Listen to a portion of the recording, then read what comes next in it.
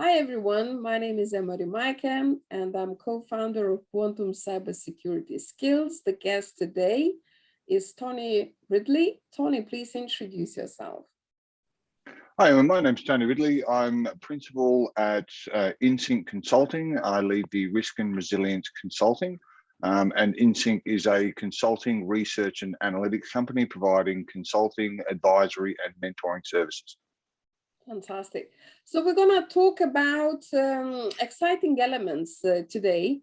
So usually financial and banking sectors are sort of trendsetters, the way they look at cybersecurity risk, the risks, risk management. The appetite is usually very big in terms of preventing those risks, and maturity is very important. And my observation, being in the field for over a decade, is that other industries are sort of catching up a little bit. It's not thumb of rule, but it's like an observation. So you are in this area. Let's talk about what you're observing. What are the new ways at looking, minimizing those risks and increasing appetite and so on? Sure. Well, certainly the finance and banking sector like to believe that they're at the leading edge. They certainly invest a lot of time, money and effort, but at the same time, they tend to be disaster or crisis driven. That is, that it takes a scandal for them to reform a lot of things. It takes a breach for them to rectify. There's a lot of overconfidence, despite the value in the industry and certainly the investment and the importance both placed on themselves and economically that countries assign to it.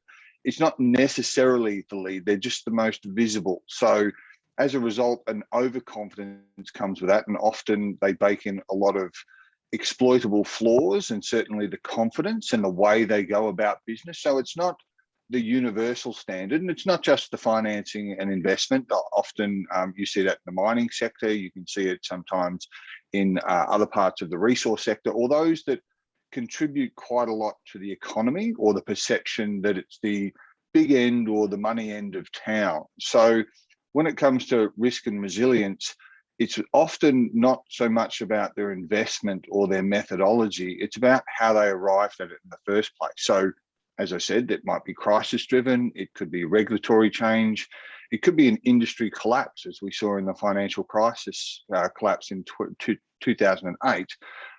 It often has to be a forced introspective change. And the pandemic has also contributed to that as well.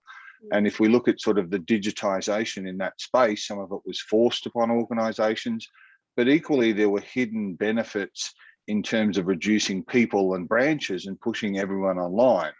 But that comes with problems across communities, not just in emerging and developing economies where elderly people don't have access to technology, or it's not equally distributed across the community. And as a result, different levels of risk and security and awareness are then forced upon their consumer population. So by proxy, the organization has to get better at resilience and risk and management, because they've now introduced people that were barely tech savvy 2 days ago to now use their platform. So it's not undermining the confidence or the ability in the banking and finance sector, but if you often look at their vocabulary and methods, and certainly maturity and appetite and all of those sorts of elements, they're not exactly consistent with risk as a science. It's not consistent with security as a science, and they tend to be internal vocabulary that conveys confidence, or it often conceals something very complex in simple language,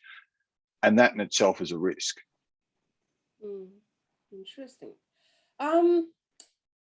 Again, this is an observation. What we are noticing, there is some sort of shift. Shift in terms of security efficacy. Some are calling this, let's shift from cybersecurity to cyber resilience, sort of involving more layers, more, effectiveness approach. Because again, why I'm raising this, I've been going back to 2010 reports I've been reading by various well-known names, Deloitte, PwC, and so on. And I was amazed that so many risks described, 10 years ago, we are still facing them. So, but we have AI, we have ML, we have technologies that keep, developing and become smarter. So where is the gap that we are not really able to close that efficiently? Because if, my thinking is, if we should be, I would say, steps ahead, right? And I get the point that, the threat landscape is becoming more sophisticated. Hackers are becoming more aggressive, because there are no consequences. It's only just few cases where they've been caught and so on. So, but again, looking at security efficacy, looking at the challenges organizations were facing 10 years ago and now, again, what is your perspective on this? And that probably speaks to what I said before in terms of the evolution, the practices, and the language that's being used. And as you've identified, some of the language often originates from organizations, not individuals, and certainly not research. So the transition from risk to resilience is actually more of a regression. Resilience was a proxy for risk previously. That is all we need to be. Let's go way back. And Lloyd's Yeah. of London, for example, the maritime examples.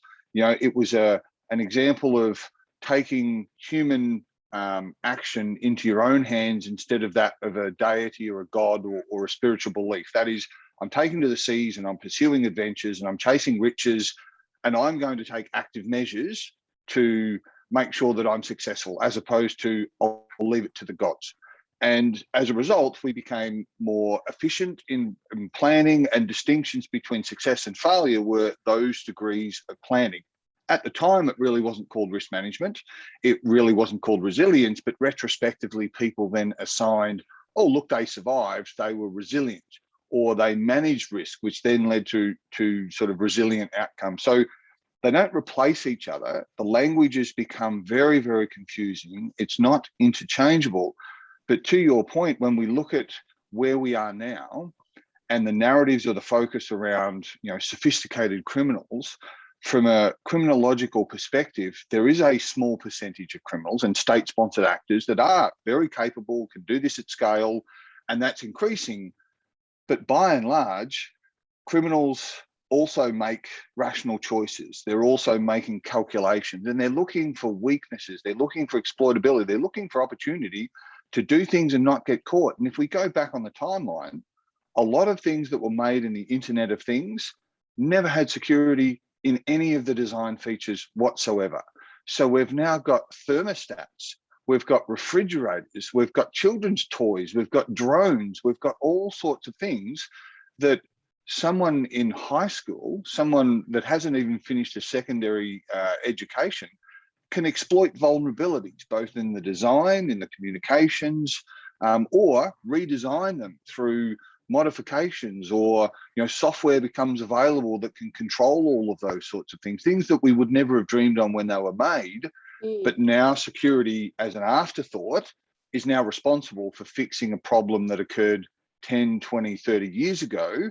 And the same has been for poorly designed buildings, poorly designed architecture. And as a result, often a more valuable asset or a more juicy and attractive target, you attract a better class of criminals. And that's what we're seeing with these big data breaches. This is what we're seeing with these issues at scale. We're attracting a better class and a better competency for those particular areas. But for the most part, we still have this massive tail of security vulnerabilities because we didn't invest at the beginning, because the people that designed these things were not security professionals. And certainly in the cyberspace, security and cybersecurity and cyber risk as an expertise has come very late in the game. It's still a very rare talent.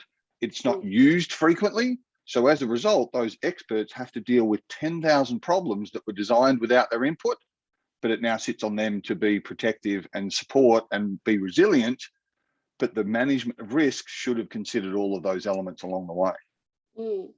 So there are 2 points from what you just said. So one point I've been reading Mandian's predictions for 2022. One of them was quite interesting. There will be more arguments amongst the hackers, which will result in at least 1 million more expected, how to say, expected payment on top for not publishing the breach data, for avoiding the publicity, that sort, if not more, they say. And the second element is, again, going back to effectiveness, what would be your advice to the organizations, what they could do differently, to be more effective in closing those old vulnerabilities, those back doors that could be easily, you can build a very strong front gate, but if you leave all the windows open in the back of your garden and the back garden gate open, so what's the point, right?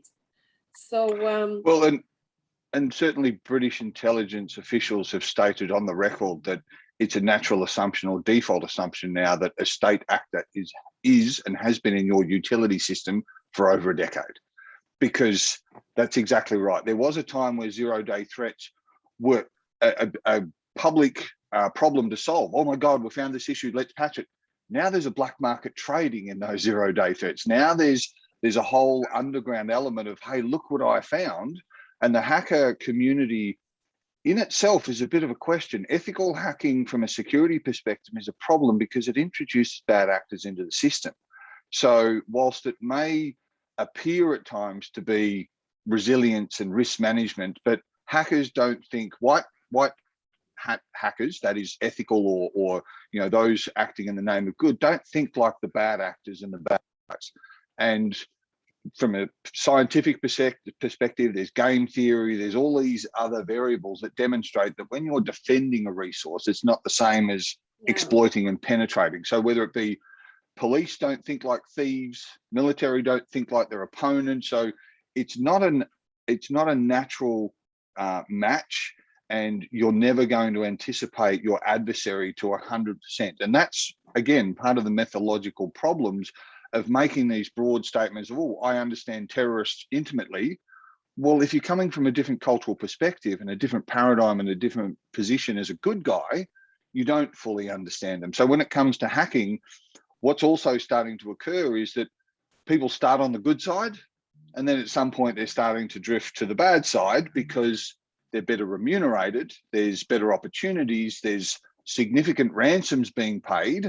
Whether they're publicly declaring it or not, there is now a commercial enterprise around knowing the exploitability, and we're seeing cyber companies themselves being exploited, whether they're holding passwords, whether they're holding DNA, so again, a better class of asset or greater value attracts a better class of criminal. So instead of trying to hack 10 people working from home, they're now hacking the people that control all the keys.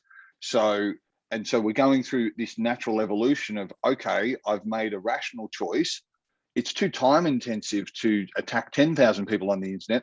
Let's just attack this one company that's got 1 million records. And we're seeing that over and over again in the healthcare sector. We're seeing government, we're seeing identification, we're seeing DNA. And again, all of that goes back to the early days. A driver's license, something as simple as a passport or a driver's license, was a paper-based document. The steps that it takes to make that a digital asset and then verify it and replace it is at different levels all around the world. So you've got these old school economies that have all of these known exploitables that people that are more advanced on that journey wouldn't make, but you've got hundreds of countries along the way.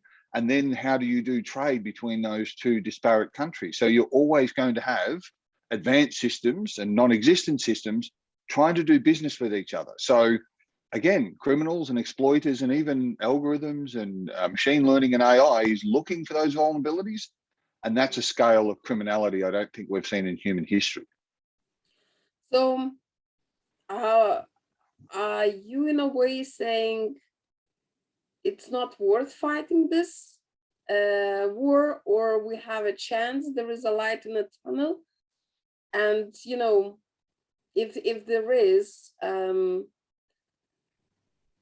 you know, and again, you know, when I say this from defender's point of view, you make one tiny mistake, right? You miss something, and you have this big issue. On the other hand, you know, hackers have the whole time in the world. They are opportunists, you know, very strategical opportunists, very organized. But you know, if today didn't succeed, tomorrow will. That's, you know, persistent, very persistent. So again, what would be your, from your perspective, what would you suggest to executives, to the people in the front lines, you know, what they could do differently to be more successful, to enhance their security efficacy, we call it?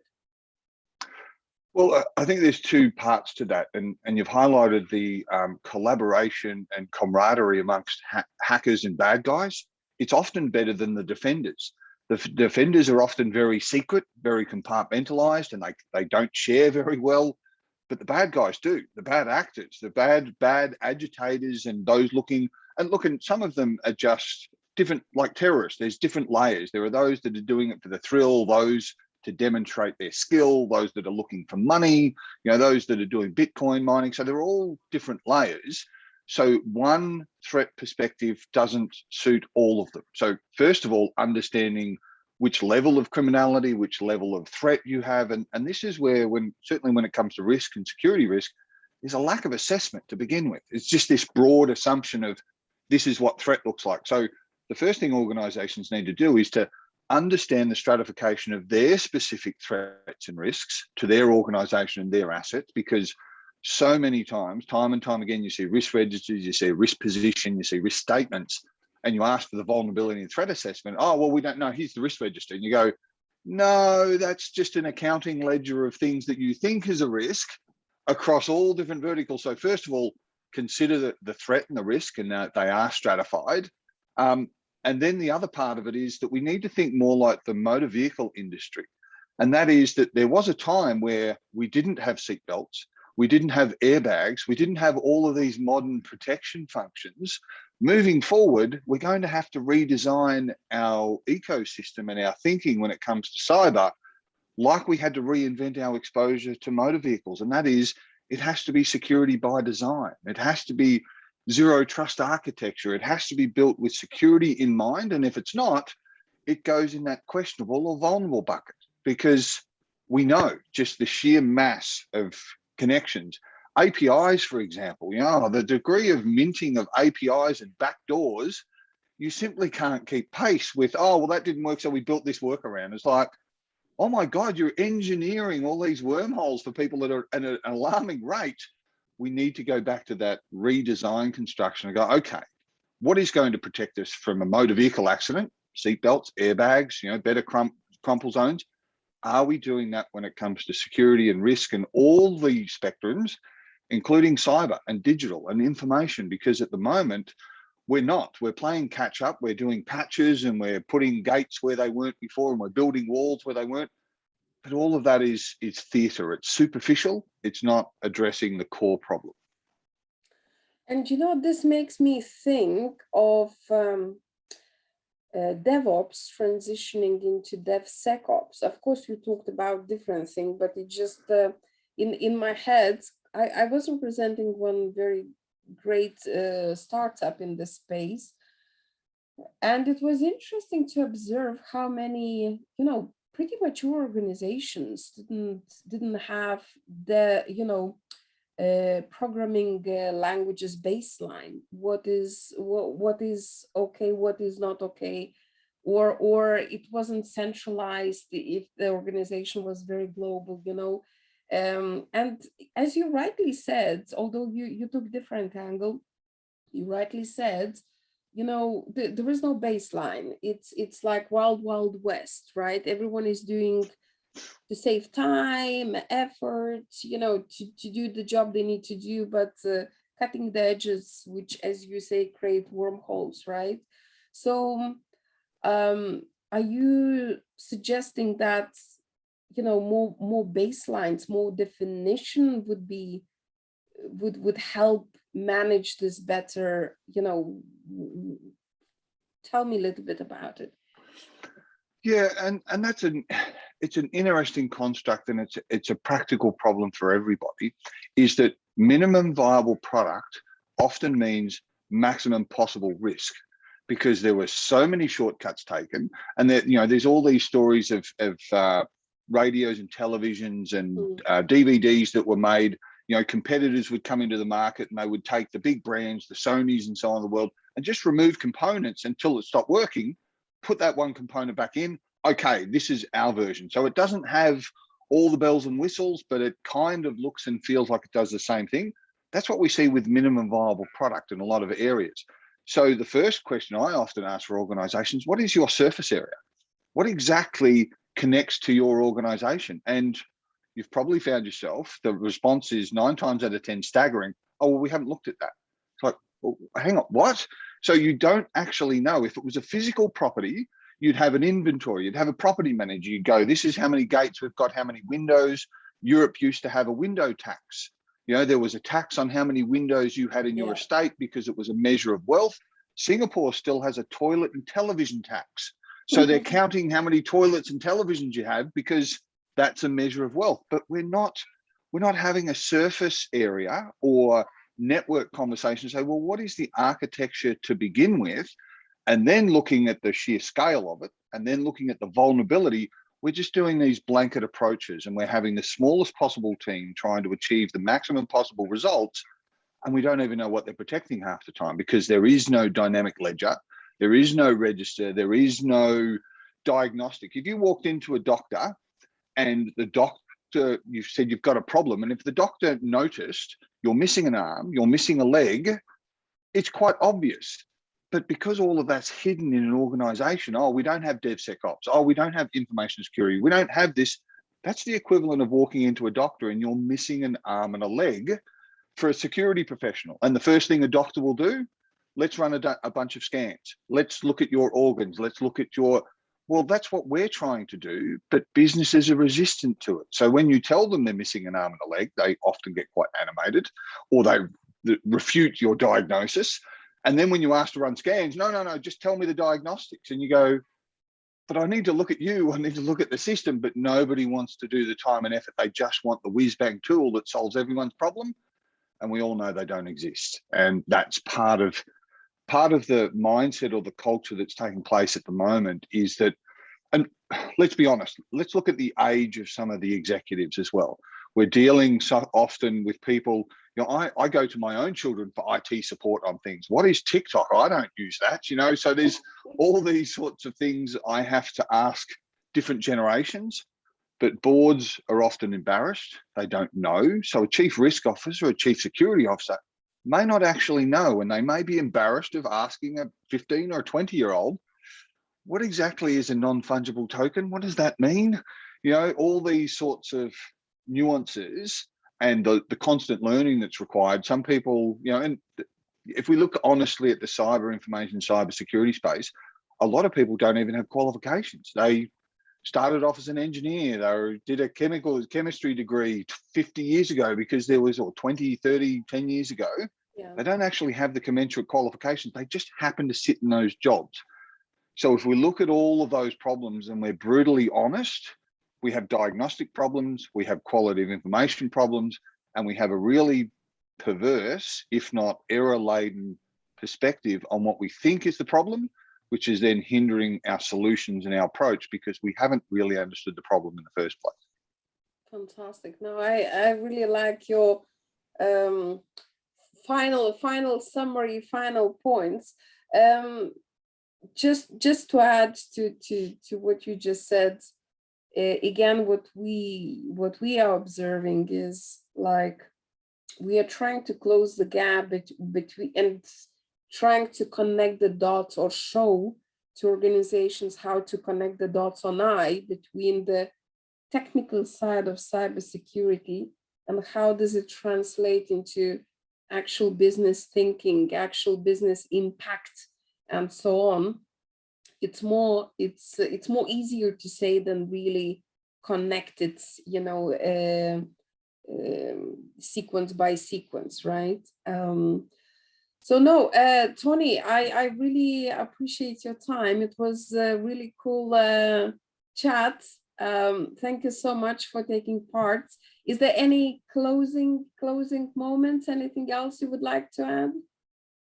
No, thanks very much for having me. Great initiative. And I think this is the path to the future as well. Security shouldn't be a tribal adversarial approach of my magic is better than your magic and your cyber and I'm physical. And security is security and risk should be risk. There shouldn't be cyber risk. There shouldn't be security risk. It's just risk and it's just security.